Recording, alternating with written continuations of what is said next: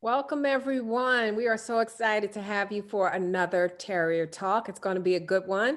I'll just let everyone continue to trickle in. We are so excited to have you here today. Oh, look at my staircase. My husband always gets on me about showing our staircase, so I will tilt to the left. And there's his artwork, short plug. No, we're happy to have you. We're so excited. We have Terrier Talks with Dr. Khalil Muhammad. We are going to discuss today the economic impact of systematic racism, a lesson on U.S. history. It's my honor to have him today. As you guys come on in, come on in. We're going to have some fun today and some really insightful talk, some hard talk, and share. I feel like I'm in church, Khalil, share the word with you today. So it's my pleasure to once again thank Dale Favors for all he is doing for the college and exposing our students to what is needed for their growth personally and professionally. Dr. Khalil Muhammad is a family friend of ours, and we're so honored. We know his time is valuable and that he's here with us to share with the students. As you guys don't know, Dr. Emily Horowitz is going to introduce him, but he is featured in one of my favorite documentaries, the Oscar-nominated documentary 13th. If you haven't seen it, you've probably have been hiding under a rock, but please do. I hope my students are on this call because I gave you extra credit to be here and they had to watch that film a couple weeks ago. So I will now turn it over to Dr. Horowitz. Thank you so much, Monique. Thank you so much for this opportunity. I'm going to go really fast because I have 2 minutes, and Dr. Muhammad, you've just done way too much. So I'm just going to try to emphasize the most important things. One, he's a professor at Harvard. He's the former director of the Schomburg Center for Research in Black Culture, the world's leading library and archive of global Black history. His scholarship examines the broad intersections of race, democracy, inequality, and criminal justice. He's the co-editor of Constructing the Carceral State, a special issue of the Journal of American History. He is the author of The Condemnation of Blackness, Race, Crime, and the Making of Modern Urban America, by Harvard University Press, which won the 2011 John Hope Franklin Best Book Award in American Studies.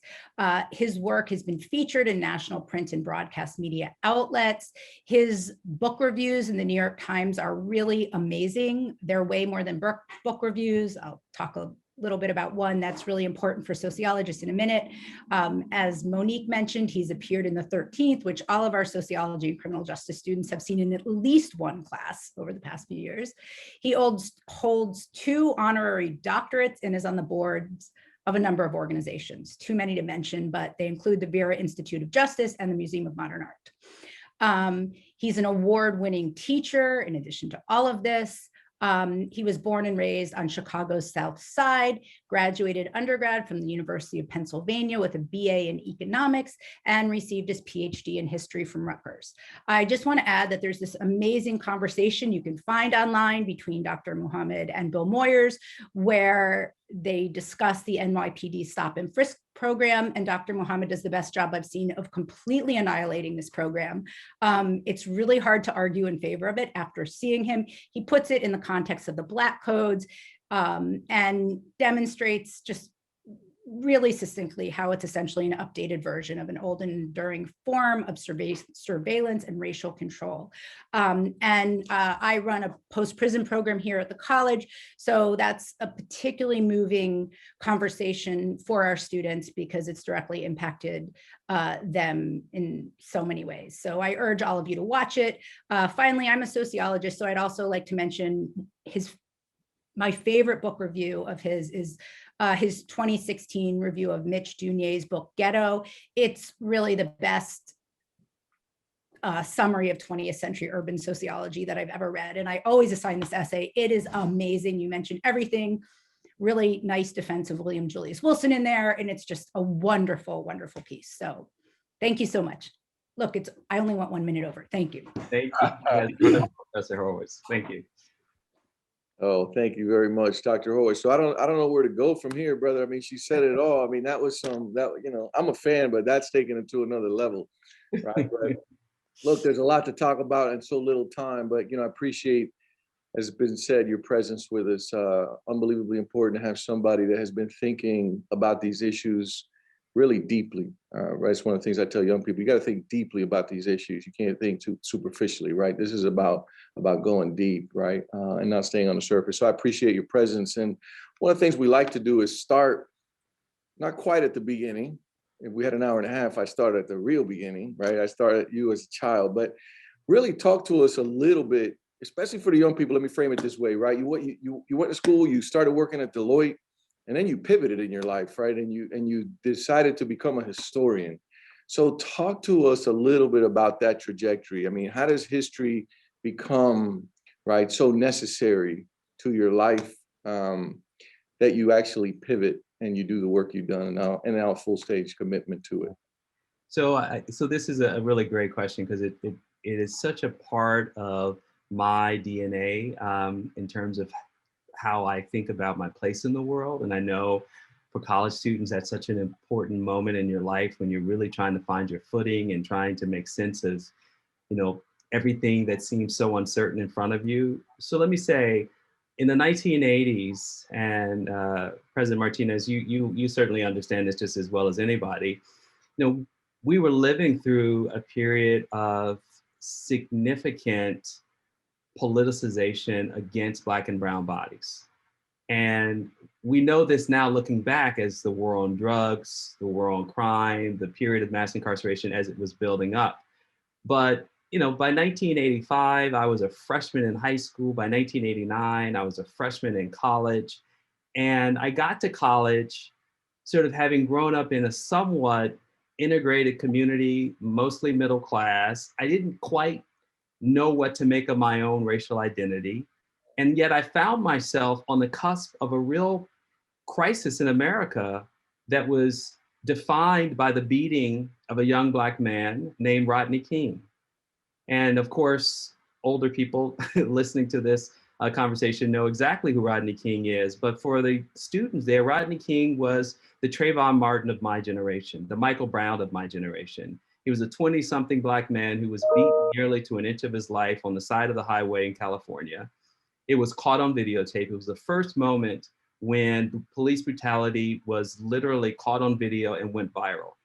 And it's the horror of it was made worse by the fact that all of those who participated, almost a dozen cops, none of them were convicted in the courts of Los Angeles County where this took place, led to a major uprising in 1992. And I say that in some detail because what I saw happen to Rodney King made me feel very vulnerable as a young Black man. And I didn't quite understand how to make sense of the acquittal and the fact that justice was not served.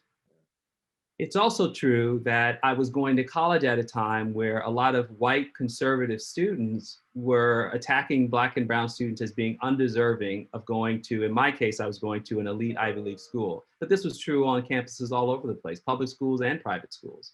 And the basic idea was that affirmative action was a joke. It was lowering standards. And that created another crisis of identity. And so the real linchpin, the real moment, the tipping point in my life was when, after a series of protests on campus that I was involved in, I was becoming much more active. I had gone to school to be a business person. If you look in my senior yearbook, the caption says, what do you want to be in the future? It says CEO of a Fortune 500 company. I mean, I had drank all the Kool-Aid of being successful in the business world as the only thing that mattered. But the truth is, it isn't the only thing that matters. It's important, but all these other things were important too. And so the real moment came for me when I got a call from a university administrator and wanted to know if I was willing to debate one of the white students who had been very vocal in attacking affirmative action. And I'll never forget the call. I'm on the line and she's basically like, look, we have this great idea. You and him could debate each other about the strengths and weaknesses of affirmative action. And literally, I started to pant and sweat because I felt like I would lose that debate. Yeah. I feel like I didn't know enough of my own history. I knew in my heart what was right, but in order to make the case, to defend my humanity, to make an argument about somebody who clearly had been sharpening his knives to cut up my people as being unworthy, So I declined. And I never, ever, from that moment to this day, never once wanted to feel vulnerable that someone could talk me out of my truth. Mm. And that's so I had built this entire academic career about being a business person. I had to pivot very quickly. I ended up working for a couple of years at Deloitte & Touche as a public accountant, because it's not easy when all you've studied is economics and accounting, and I did take some Black studies classes, to all of a sudden decide to become a historian. So I took a couple of years working in the business world as an accountant. But by the second year of that, I started studying for the GREs. I started applying. I reached out to Cornell West. I just called them up on the phone one day and said, hey, I'm applying to Harvard. Can you look out for it, brother? and the great thing about that is he called me back. That's how good a person he is. So that's my story. That's how I got from accounting to history. Look, I love it. I love it. And for the young people, really pay attention to that courage to pivot. I just think, again, just one of the things, and you know this well, right? The James Baldwin Buckley debates. I mean, what a powerful moment. You had that moment, and again, it's tough, right, to reconcile. So I appreciate what you've done there, because again, I think those are those moments in our life that are critical. Look, as a historian, I always like to tell young people, right, we always pay attention to the early bird getting the worm, but we need to pay attention to the second mouse getting the cheese. I told you this the other day, right? But I think that's about history, right? It's about the people that came before us, right? We stand on soil, right? And some people's blood was spilled on that soil, and you really have to understand it.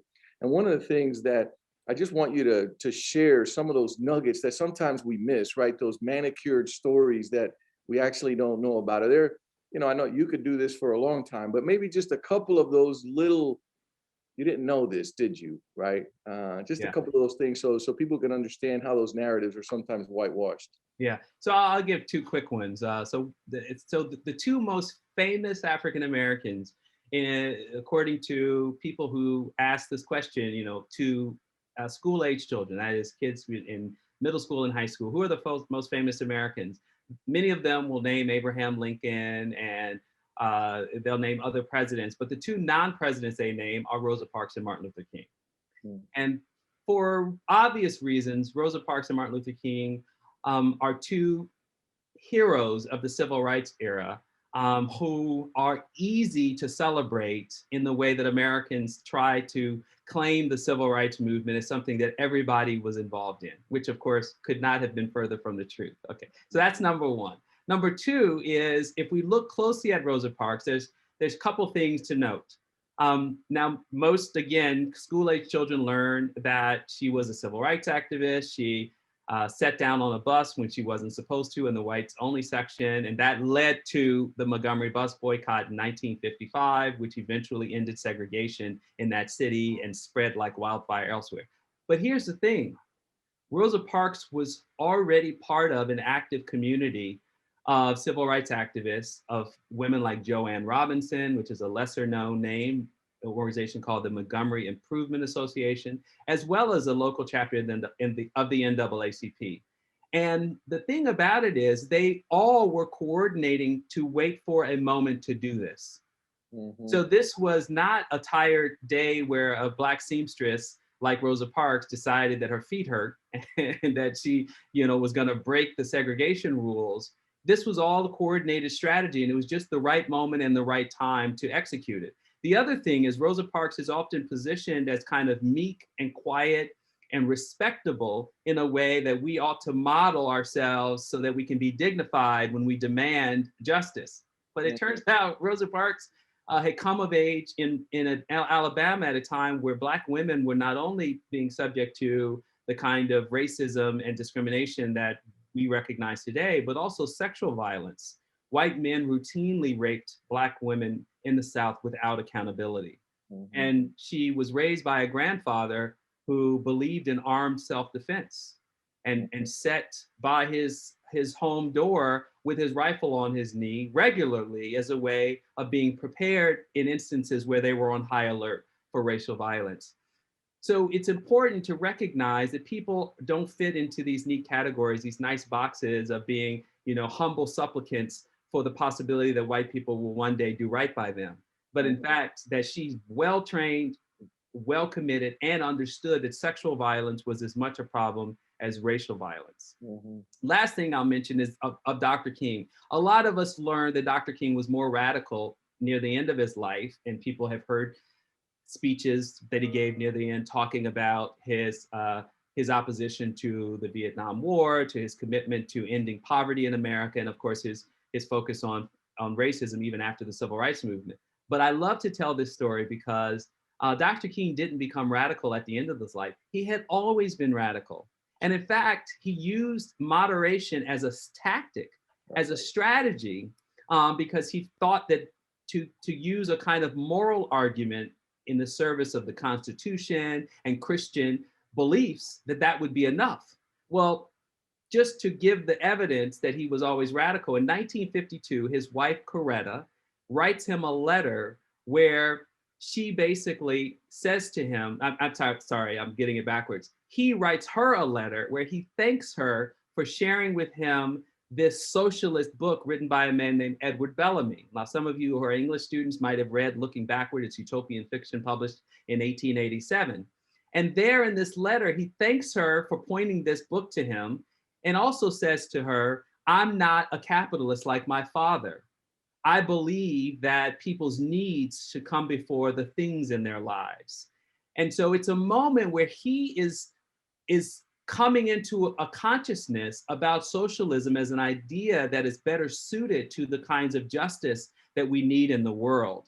And whether or not we could debate what kind of socialism he had in mind is secondary to the point that it's not like he gets to this at the end of his life. It's always there, because in 1952, it's actually 2 years before the Civil Rights Movement begins with the Brown versus Board of Education decision in 54. So those are just a couple of nuggets that these histories are way more complicated and often way more troubling and difficult for the national myths that we like to tell, because they make us feel good in ways that are actually not in the service of justice.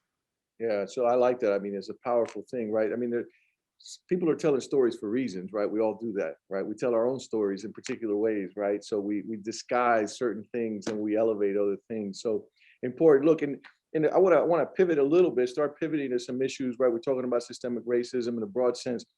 I want you to really help us understand one of the arguments that you make in the book that's unbelievably powerful. Let me put it this way, right? This idea that statistics aren't politically neutral, right? Really important the way we see this notion, right? No, but those are the statistics, really. But when we start talking about criminality and the importance for the immigrant to become white, right? You've got this notion of what it means to become white for the Irish, the Polish, et cetera. So which makes a big difference in terms of what we think about criminality. Can you just walk us through so we understand that argument? Yeah. This is a really fascinating history. And I'll admit, as a researcher, I didn't know this is where I was going to end up, what I was going to learn. So just as a shout out to those who might be thinking about getting a doctorate one day, when you find your sweet spot, it's incredible. It's life-altering experience. So here is what the president's talking about. We are all today familiar with the usual statistics about 1 in 3 Black boys born today will likely serve time in prison. And these numbers fluctuate between 1 in 3 and 1 in 4. But these are meant to be devastating statistics of the scale and scope of the criminal justice or the criminal legal system and the punishment apparatus in America. But if you go back 120 years, go back to the 1890s, the first time that Americans in general, white and Black, Latino and Asian, Northerners and Southerners, start talking about crime statistics, they intended those statistics not to be a cause for us to do something about punishment and scale back. They became a way of defining group inferiority. And it was very clear that to look at the overrepresentation of Black people, for example, in the nation's prisons in, say, the 1890s, one generation after the end of slavery, was to condemn the Black population as a criminal class. Now, here is the irony, and all the students know this intrinsically, but I'm just going to state the obvious. Would you believe a set of crime statistics coming out of Alabama or Mississippi or Georgia during the era of chain gangs and convict leasing? Would you think that that was the truth? that all those people were actual criminals and deserved the punishment they got? Of course you wouldn't. But that was the infrastructure that crime statistics built and then spread all over the country. So when Black people started moving from those places to Chicago, to New York, to Philadelphia, to Cleveland, to Los Angeles, when Mexican Americans started to spread their wings and claim their citizenship rights in this country, when Chinese immigrants, first being excluded in the 1890s and later by the 1940s, started to again claim American citizenship, crime statistics became a way of defining groups as to whether they were worthy or unworthy of their citizenship. And here is the part of the history that I didn't know.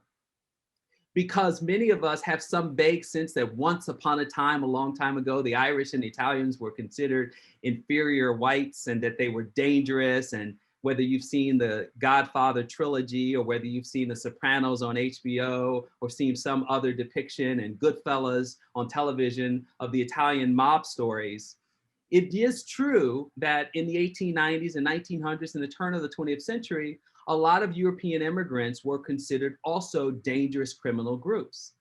But the way out of that stigma and the discrimination that they faced was not to build more prisons or to put more police officers in their communities.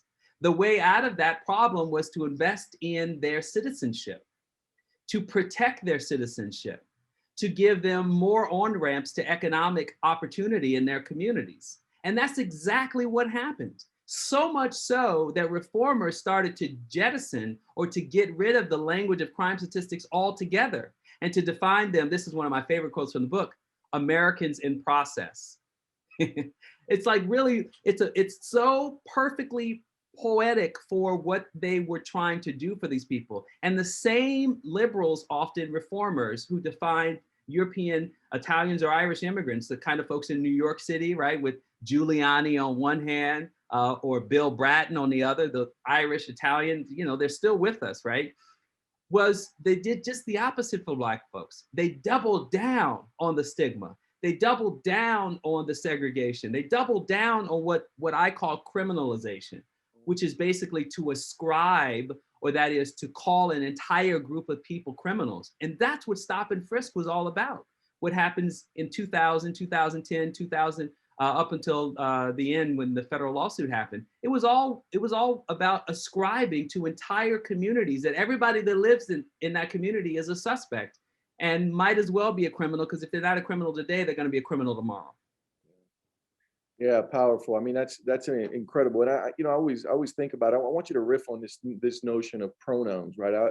I tell people a lot of times pronouns matter, right? And language matters. And so, one of the things that really you provoked me when I read your book was really this notion of the them, right? It's really so important that it's not us. Right. But I think that as we think about the way you break down this notion of criminality, right? How the concept forms, it is so important, right? To allow it. This is a thought that I want you to riff on, right? It's to allow it to be homogenous. So it's simple, right? So if it's too complex, right? It's West Indians, it's right Jamaicans, it's Western Africans, not Eastern African. It's too complicated. So for us to be able to label Black, white, and then for some immigrant groups to say, I'm white, because let's be clear, right? How do we play with that so we begin to see it as an our issue? Because I don't think if we don't get to the our, criminal justice reform, the need for it is our need, not their need, it's our need. How do you think about that? Yeah, no, that's a very powerful way to put it. And so let me say this, the use of race as a catch-all and as a marker of difference is a form of efficiency. Right. And so for the students, I'm going to unpack that just a little bit further. Our brains, I mean, this is partly the implicit bias science, but our brains are basically sophisticated in such a way that we learn over time how to make efficient use of decisions. Right? So at some point, when you're really little, mom holds your hand or dad holds your hand and says, let's cross the street carefully and let's look both ways before we cross. And so it takes a little while. And how many of you on this call when you were little, ran to the edge of the street and you were about to go and a parent or a caregiver or grandma said, stop, no, it's too, it's unsafe. And you're like, oh, okay. And so that pattern repeats itself when you're very young over and over again until the point where your brain you automatically look, you don't have to think about it. It's just unthinking. Well, that's how racial criminalization works. The way that we have been taught and socialized and been advised in every form of media that you can imagine, including the sciences. This is a higher education thing. This is a media thing. We've seen in the Trump era has shown us very clearly how this works, how to propagandize and therefore to define entire groups of people. So it's inefficient, right, for us to see people by their individual characteristics. It's inefficient to see the potential for a white male as a terrorist on any given day as compared to someone who we could assume, that typically a law-abiding person. But a Black person, we ought to assume just the opposite. We ought to assume danger first. And so even within our own communities, the stakes for what sociologists call being honorary white means that we also internalize these choices. And so if I can pass as someone who might be light-skinned presenting as white adjacent, even though most of the people in my family self-identify as Afro-descendant or Black adjacent, but by virtue of my skin tone and by virtue of being an immigrant, then other people are going to use their bias in my favor or their efficiencies in their favor. This light-skinned, potentially white person is less dangerous, less threatening, more qualified, less lazy, more ambitious. You fill in all the stereotypes as compared to this darker-skinned, more troublesome person. And that's even true amongst brown and dark-skinned people too. Try to find proximity to whiteness. And to President Miguel's point, like, we have to break this because we are feeding the racism, the systemic racism that exists. We're built to make these efficiencies easy for extraction, right? So Black and brown people ought to be in fields bent over picking cotton or harvesting vegetables. Light-skinned and white people ought to be making decisions for the rest of us. If we think that our road to the American dream is to get proximate to white and light-skinned honorary whiteness, then we are part of the problem. We are complicit in that. This is one of the reasons why for a long time, European immigrant groups like the Irish and the Italians had a monopoly on these sort of middle position jobs. They were the police, they were the fire people, the teachers, they were the middle level bureaucrats. And they held on to these jobs because it gave them social prestige and a measure of political power. And they were often on the front lines of keeping Black and brown people out of those positions. So we don't want, in a nation that's becoming browner and browner, to assume those positions so that we could keep the next group of immigrants out of our country or out of the opportunity, or even, of course, Americans, people who are actually born here, because that's what apartheid looks like. Apartheid looks like majority Black or brown in a nation being led by a minority white or colonizing population that still has all of the economic and political power. And then you have a small group of intermediaries whose job it is to keep the mass of the population that's disadvantaged from overthrowing the government. Yeah, you shared some work. So I want to see if we have enough time. We're going to get some students to ask questions in a few minutes, but I want to get to your conception of the defund the police and all the myths that are around that, right? I mean, a lot of folks say, oh, that's ridiculous. We need to have a police do something. And we can talk about that in a second. But given where we are right now in the conversation, I'd like for you to share something you shared with me recently on the Bias Ed project, because I like the way you put it, right? We need a vaccine. If we've got a sickness, we need a vaccine. And you've got an idea of what that vaccine might be. So can you share, folks, about this project that you're really proud of, the Bias Ed project? No, I think I am so excited about this because as someone who's for 25 years been teaching history, I've been telling these stories, I've been correcting the past, I've been writing about it, I've been exposing, all of the facts, the truth, like the 1619 project for some of the students who may have read it in school or read it 2 summers ago on their own. the use of knowledge to change behavior only gets us so far. Because the truth is that beliefs are more powerful than data. Mhm. What people believe about how the world works usually trumps new information. Yeah. Sometimes that new information can penetrate if it's sustained, if it's really hard hitting and people can change their minds. But most of us have a hard time changing our behavior, even if we change our minds. So I'm beginning to focus on our youngest citizens and newcomers. I'm beginning to focus on the same way that we think about language acquisition and learning musical instruments. These are things that are 10 times harder when you are older in your 20s, 30s, and 40s than when you are 3, 4, and 5.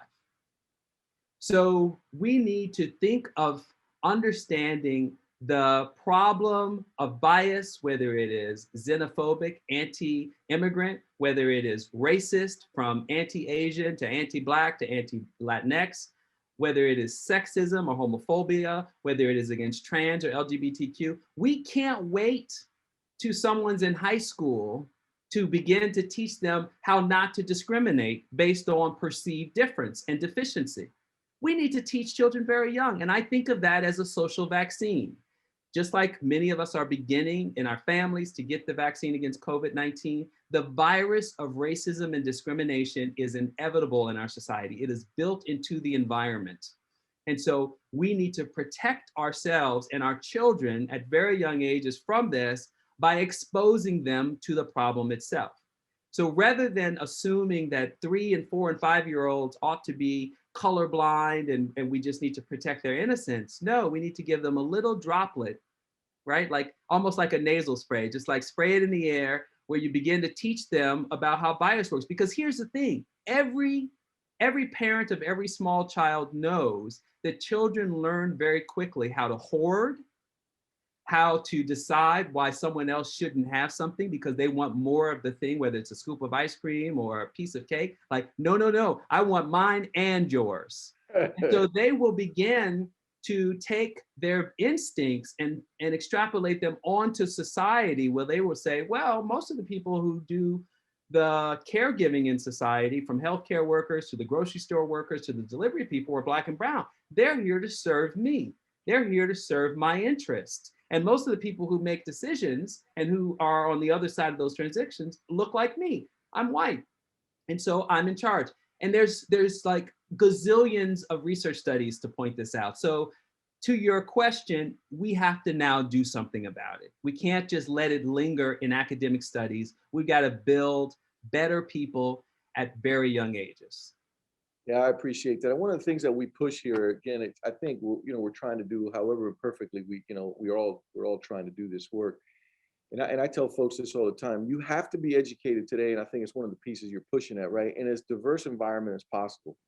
Because I think in college, right? I think one of the biggest disservices that colleges and universities in America have done is they're so homogenous, right? We talk about predominantly white institutions. You're never bumping up against anybody. I did an in-service once at a school in Ohio on Crash, right? And I had young people in there that when we finished, and I won't go through all the Crash the movie. Yeah, Crash the movie. Got it. Yeah. And they had done it. They were going to show it and do an in-service. That school had Martin Luther King was a day on, so you had to go to do something. You couldn't like just take the day off, which was cool. And I had students there confess, right? And after the movie, they had never talked to a Black person before they came to college. They had never talked to a Latino before they came to college, right? So it's this sense. And then I told the faculty when we debriefed, I said, listen, we got to take this into account. What do you think is going to happen to those people overnight? Nothing, right? This is a problem. So I really like the way you're saying. And one of the things, we can talk offline about this is how do we get educational institutions to understand the value of diversity such that we can have these collisions so you can have a conversation about how bias works, right? So not so we're colorblind, so you recognize it. As I had a friend always used to tell me, why do people say we don't see color? We see color. We see it. So let's acknowledge that we see it. Nobody's colorblind. We see color. It may not be morally relevant to some of us, but we see it. Talk to us a little bit as we get ready to bring the students on about the myths around the defund the police and some of the things that you've written about. Yeah. Well, let me preface this by saying that whatever anxiety people expressed a year ago or nearing a year now since the killings of Breonna Taylor and George Floyd, I should allay those concerns because we are really beginning to see a lot of traction when it comes to fundamentally shrinking the size of policing. And what that means as a practical matter is that there are incredibly thoughtful conversations and legislative action that will essentially reduce the things that police officers don't do very well and maintain higher standards of professional conduct for things that police officers can do well and probably should do better.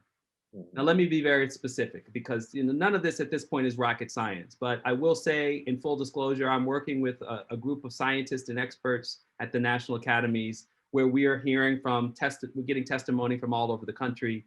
We're talking to practitioners, police chiefs and others, and we're seeing on the ground a lot of what's happening. And so while I can't speak on behalf of that work, I can say that I'm learning a lot. And what I'm seeing essentially is that there is much more movement towards greater attention to all of the ancillary systems that already exist in our society, from our mental health systems to our social service system, our child welfare system, our education systems, our public health systems, and starting to ask these questions. Why is it that in many municipalities, the police budget is the largest line item on a budget? Because for too long, police officers have, and I'm not saying this to be crass or glib, have been social workers with guns. And then the question is, does that make any sense? Because outside of Black and brown communities where most of our police resources are dedicated when Black and brown people are there, otherwise it would be low income communities in large swaths of white America, we know that social workers are social workers for the affluent. Therapists are therapists for the affluent. Nobody has a gun. So we are starting to have a national conversation that can look a little bit different in each place, depending on what the level of activism is, what, the precipitating event that created the conditions for this kind of change to take place. But I think in the biggest sense of things, we have to shrink police budgets. There are not infinite resources to address community need, community well-being, community safety. These are all the kinds of terms that we're talking about. What we know is that punitiveness, punishment, and policing are very limited and in many cases ineffective tools to address when harm takes place. Here's one thing that may not be obvious as we expand the conversation about defund. We have good evidence that not only do police officers, as well as court officials, and of course, correction officials, can create the conditions for further harm and violence. In other words, what we think of as the tool to punish, to hold accountability, may actually be, not may, evidence shows, it's not like in every instance, but there's enough evidence to show that the very instruments of punishment are also the instruments that create future harm. Yeah.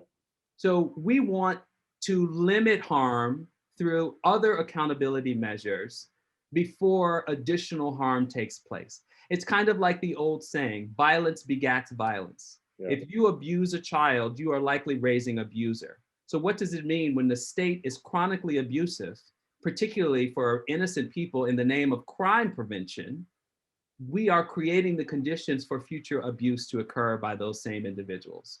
So that's where we are with defund. It's the George Floyd Justice Act. I encourage everyone to read it. It is far-reaching and much better than may appear in news reports if you look at it up close. Yeah, one of the things I want to say is interesting. When I was at one of the correctional facilities where I taught, we had a robust discussion, and then I started doing it every 10 weeks with a different group of men, which was, is prison the punishment, or do you come to prison to be punished, right? So there's an interesting kind of dynamic. But the other thing that I had a good friend of mine, we had been talking about criminal justice reform, and he's saying this isn't true. We need more police, right?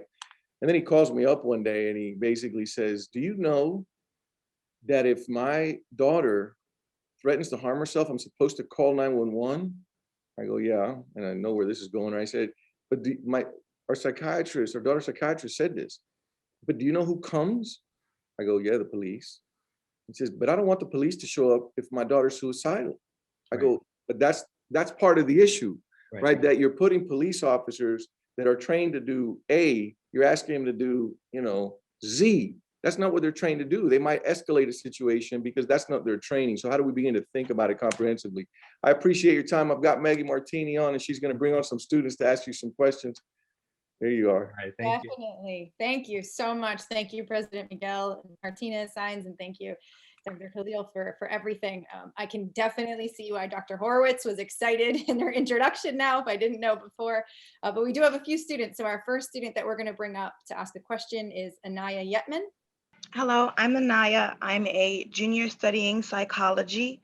I'm also the co-captain of the college's dance team, as well as one of the coordinators for the Black Women's Alliance. My question for you is, in what ways do you believe that people of color can continue to advance ourselves and be on despite the systematic racism? Great question. Nice to meet you, Naya, and I'm sure everyone there is proud of the contributions you make to the campus. Thank you. So I'm a firm believer that we have to do two things at once, that we can walk and chew gum at the same time. So we have to walk forward in pursuit of the careers and the passions that will sustain our lives. I was raised in a home where I was taught that you work to live and not live to work, and that the best kind of career is one that you enjoy and don't even think of as work, because you get to do things that you actually would do otherwise, and then people actually pay you for this, which is one of the magical things that I learned when I went to graduate school. Is like, wait a minute, not only do I not have to pay to get a PhD, but they're going to give me money that I can live on. I was like, amazing. So I passed that on because it's not obvious when people are thinking about their careers. The second part, right? So if that's the walking towards your career and your future and the ability to work to live, the chewing part of it is being a fully formed citizen of the world. I mean, what point is it to be walking towards the future with your head down and a chunk of a building lands and crushes you, or your head down and you walk into the middle of traffic, or your head down and some lunatic bicyclist runs you over? You won't have a very long life. And I think of those tragedies, not so much as tragedies, but as the inherent dangers in our society. And for Black youth and for brown youth, and in many cases, the AAPI youth who are Laotian or Vietnamese or in other parts of this country where they're considered, the lowest community in the social hierarchy, we are facing threats to our lives that come from many directions. Even the violence within our own communities is structurally rooted based on the racism and the systematic discrimination that our communities have to endure. So those threats that come around us, we have to have eyes wide open. We have to have our heads up. We have to have our shoulders back. We have to be ready to fight for justice. We have to know how to politically engage. We have to know how to stand up for other victims. And if we adults don't teach our young people to do that, we are sending our children like lambs to the slaughter. And I really fundamentally believe that, because nothing changes in this society without action. And the story I always tell, which might seem quaint, but it's true, and I think it's a powerful example. John Lewis, the late John Lewis, the congressman from Georgia, who most people learned was part of the civil rights movement and the Student Nonviolent Coordinating Committee, who was a staunch advocate for voting rights, so on and so forth. Well, his own coming of age story is a story where he read about Dr. King in a comic book, and he told his parents, I don't want to be a chicken farmer as a sharecropper in Alabama. I want to go to college. And I want to go to college at Fisk University, where I've heard about those young people who are learning the practice of nonviolent social activism. And his parents said, no, John, that's not a good idea, because you might cost us our farm. People might hear about this and we might lose the farm over this. And John said, I'm sorry, but that's a price we're going to have to pay or willing to pay. And here's the thing. John Lewis might have grown up on that farm and become a farmer in a sharecropping segregated South and had children who did the same, just like generations before him, going back to the end of slavery. And so We can't sit here in 2021 and pretend like, well, somebody else has to be John Lewis, or somebody else has to be Rosa Parks, or somebody else has to be Daisy Bates, or somebody else is surely going to do this. No, this is about all of us. And no matter where you are in your career, everyone doesn't have to be a civil rights activist. Everyone doesn't have to be a congressperson. But if you are a business person, if you are a medical professional, if you are a lawyer, if you're an engineer, whatever you choose to do, you have an obligation to be politically active and engaged and a citizen of the world. You have an obligation to care about the least of these. You have an obligation to make sure that you're not complicit in your own privilege, that other people's lives are shortened or fouled because somehow it's their own fault, which has honestly been too much of the problem over the last 40 or 50 years. That's my advice. Great, thank you. Great answer, great answer. All right, next we have Keshav Saravia. Yes. Hi, good afternoon, everyone. My name is Keshav Saravia. I'm a senior studying biology with minors in chemistry and entrepreneurship. I am also the president of the Black Student Union and the captain of the men's track and field team here at school. All right, that's a lot, brother. That's great. Just a brief take, I believe systematic racism is a broad issue. And because of the scale of the problem, we as young African Americans often dilute our focus when attacking specific aspects of systemic racism.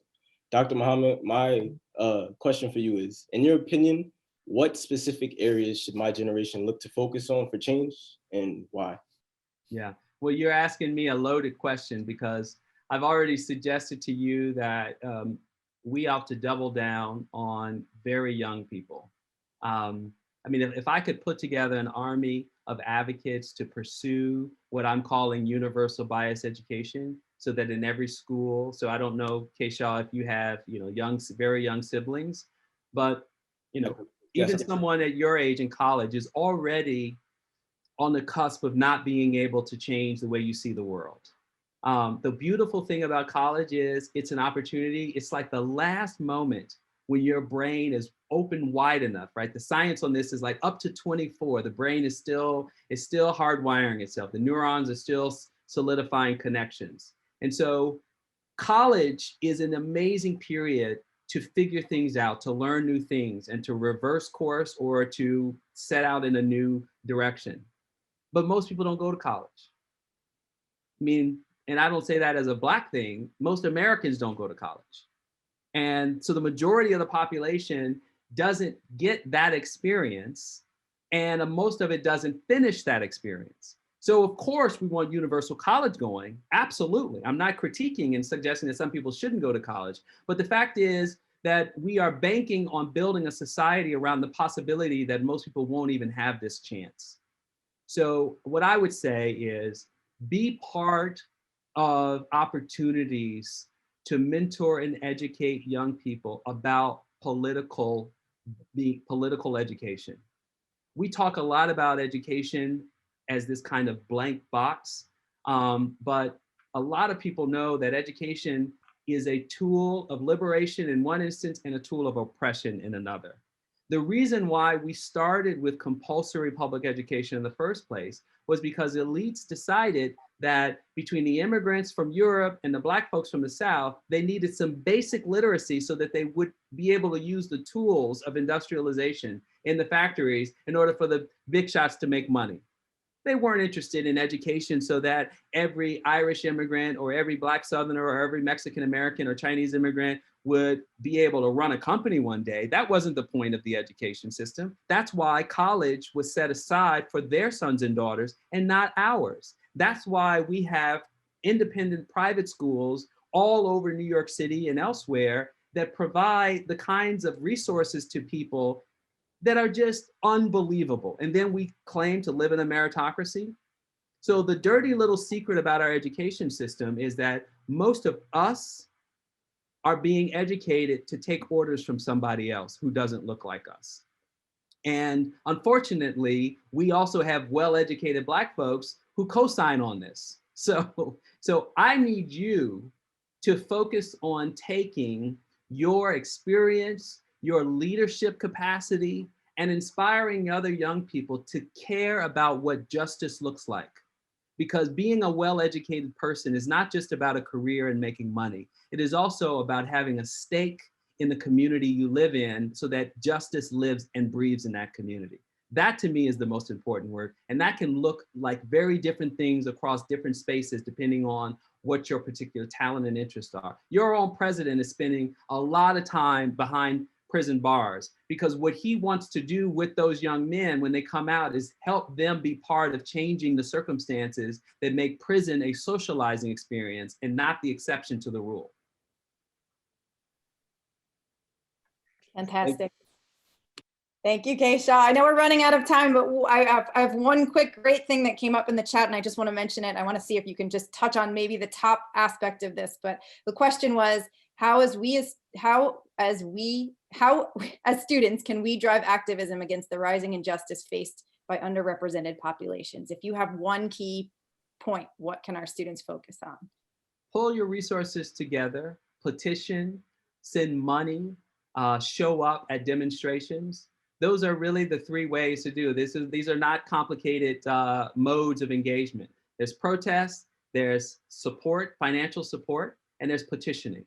And as a school body, you can have a lot to say, particularly at the local level, where most people's lives are governed by local decision makers. That is your council members, your state assembly people. You could change a lot. You can get a lot of justice done in strengthened numbers at the very local level, instead of worrying always about who's in the White House. That's important, but oftentimes the local scene is even more important.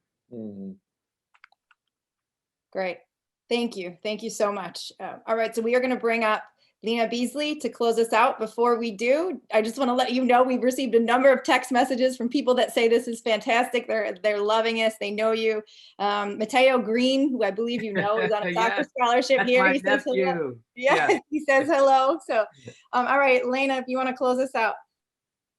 Thank you, Maggie, for the introduction. My name is Lena Beasley, and I'm a freshman here at St. Francis College studying adolescent education with a concentration in mathematics. I'm also on the women's volleyball team.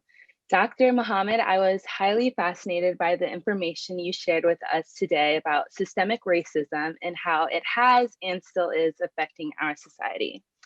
On behalf of everyone present today, President Miguel Martinez, the athletic department, other distinguished guests and students, I would like to say that we truly appreciate the time and knowledge that you have shared with us.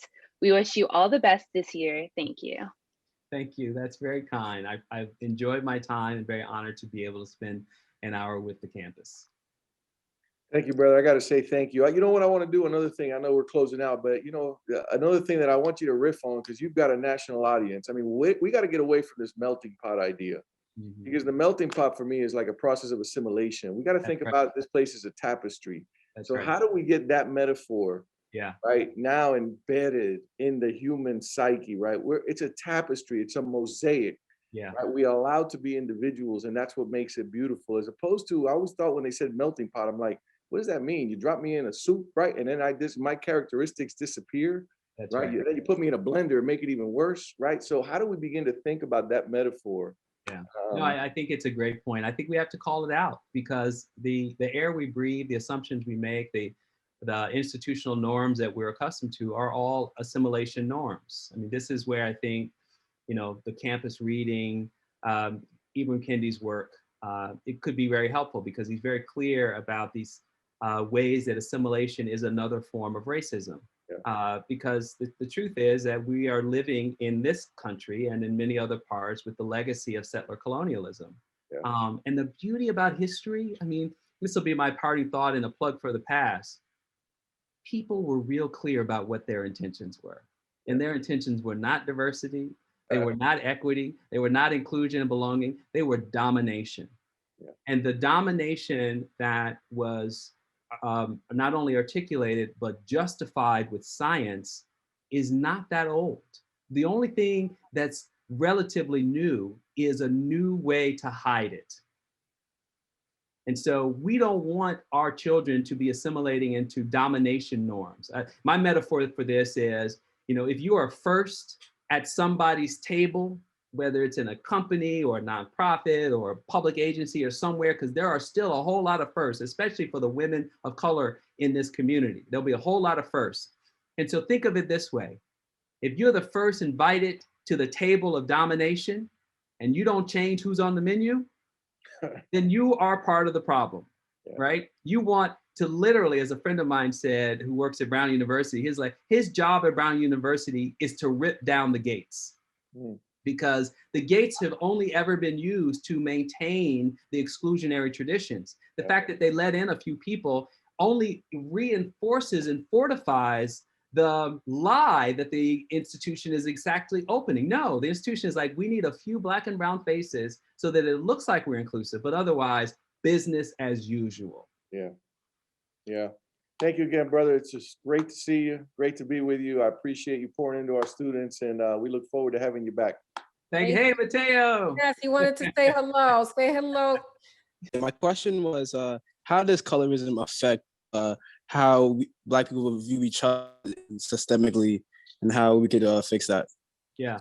Well, we talked about this a little bit earlier when I talked about honorary whiteness. It's a real problem, but it's a manufactured problem. So the fact that it's a manufactured problem means that we can also unmanufacture it. We can stop doing it.